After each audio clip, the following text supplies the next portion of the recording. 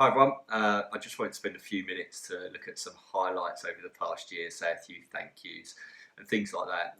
The decision to create two ends and go solo wasn't a light-hearted one, so I just wanted to share some of my thoughts over the past year with you.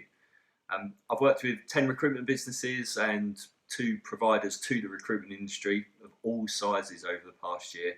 And the most pleasing thing out of those 12 companies, 10 of them have been relationships that have lasted longer than 6 months, or in fact, they're still ongoing. I worked out pretty quickly that I couldn't be a quick fix guy.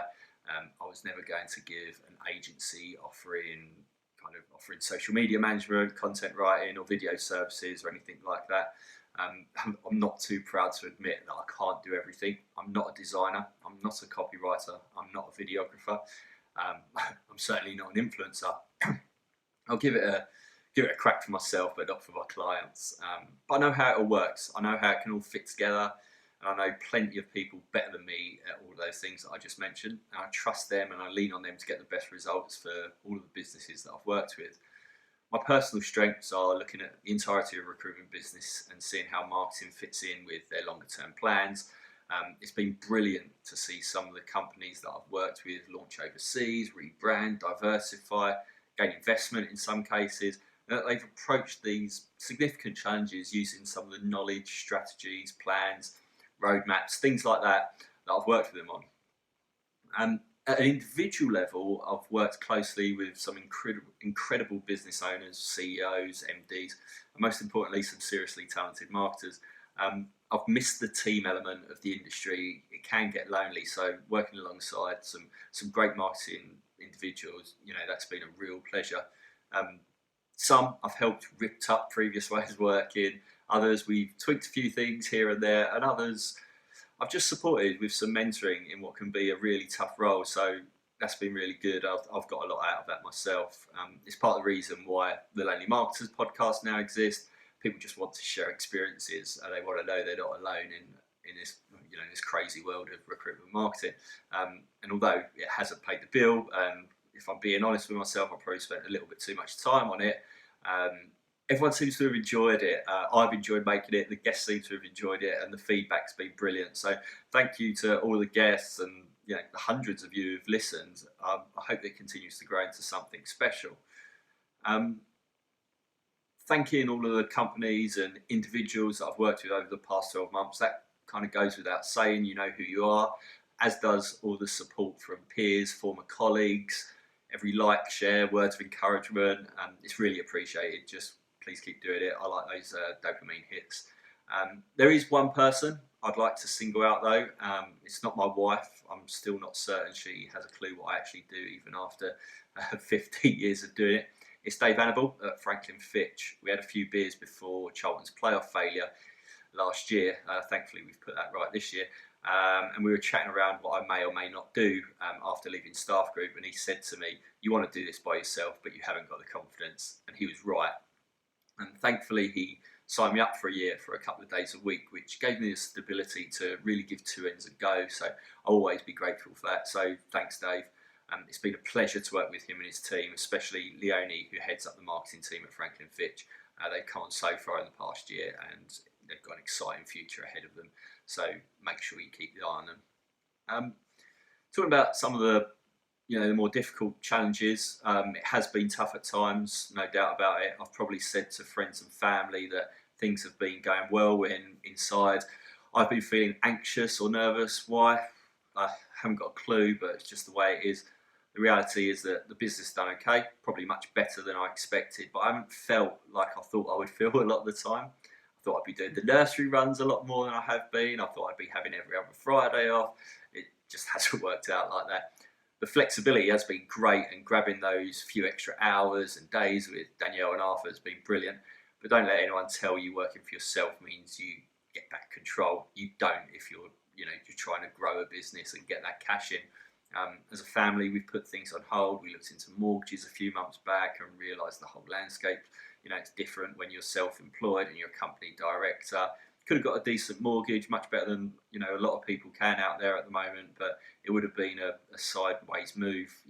Probably had access to more money than I've had in years, but that lack of stability means that the banks just aren't going to loan what I would have done if I had stayed in permanent employee for a company.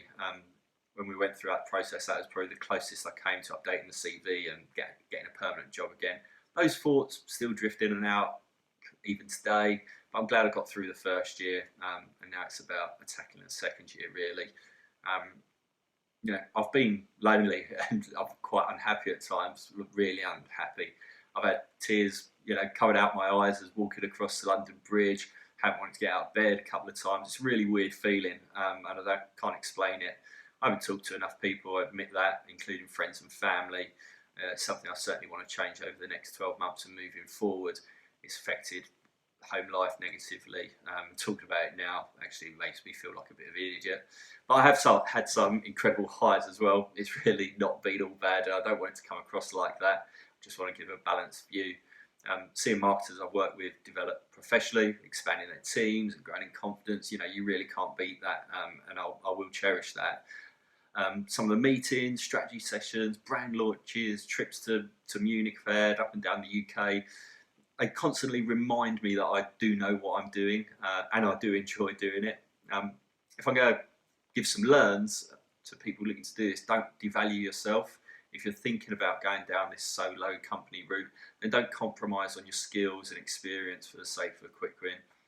I don't employ anyone. I thought about it and creating that agency type solution, but it's not for me. My niche is in the strategic and advisory space. I think the recruitment industry is taking marketing far more seriously today than it was compared to 3, 4, 5 years ago. So that's where I see the potential. My approach may change. I've had a few ideas about how it could, but I can't ever see myself at this moment in time becoming a marketing agency to recruitment, unless I'm heading up a team in-house again. Second bit of advice, build up a network of experts to help you deliver, but don't become beholden to them. I've lost count the number of times I've been asked about kickbacks, referrals, things like that. It just doesn't interest me. I don't think I'm being bribed or anything like that, but for me, it's all about favours rather than fivers. I can't compromise on the advice. Technologies, techniques, things like that I discuss with clients just because of the dangle of the carrot. Maybe I'm too honest, but it's just the way I am. Get out there, find out what's happening, make those connections, have those conversations, surround yourself with people who know more than you do about pretty much everything, and then you can give the advice if you do decide to take the same route that I did. Also, just read about anything and everything. It just keeps the brain ticking over. Number 3, there are many time wasters out there who want all of your time and all of your knowledge for nothing in return. I've quickly learned about the motivation to buy. So if you're going alone and you're trying to sell your own experience, your skills and your knowledge, then go and find a mentor to help you to sell. It'll pay dividends, quite literally. So what's next? I hope that was quite a balanced view of year one. I didn't want to talk about how everything is so great without talking about some of the negatives, but one thing I can certainly say is that I have no regrets, and I'm so glad I did it. I made some great new relationships, a fair few new friends, and I've enjoyed, so much in the past 12 months. I've already got some great new clients about to come on board, some brilliant new podcasts in the pipeline for the lonely marketers, and an idea bubbling away that I think could really give marketers working in recruitment agencies a real chance to elevate their position, their skills, and their influence. Just need a few things to fall into place on that front. So year 2 is about improving everything. Me, the business, my personal, professional relationships. Where that path may lead, I really don't know. Some may say that's a lack of planning, but it's important to know you have a few routes to go down. So that's year 1 done, on to year 2. Thanks for listening, thanks for your support, and I'll speak to you all soon. Bye-bye.